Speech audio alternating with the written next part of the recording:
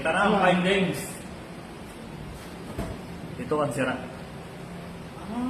Ayun, sira. Ito ang sira.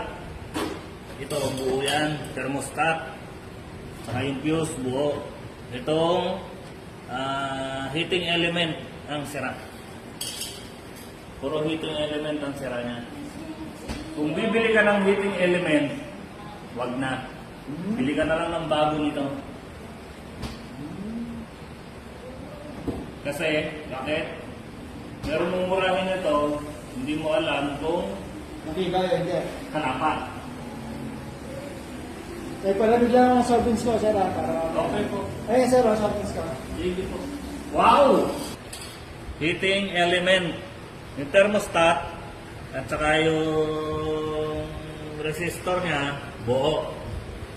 Ito buo ito, yung thermostat niya. Itong heating element, yan ang mga sira. Ito, heating element din. Ito, heating element. Ito, heating element din ang sira. Oh. Pero yung mga thermostat niya, buo. Huwag ka nang bibili ng ganito. Kasi, pag bumili ka ng ganito, hindi mo alam kung kalapat.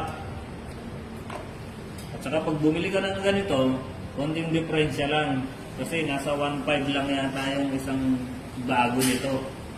O nasa 1.5 o 1.8, ganun.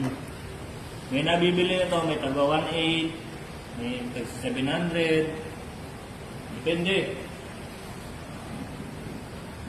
Kaya ako sa'yo, huwag ka nang bumili ng ganito, bili ka na lang ng bago.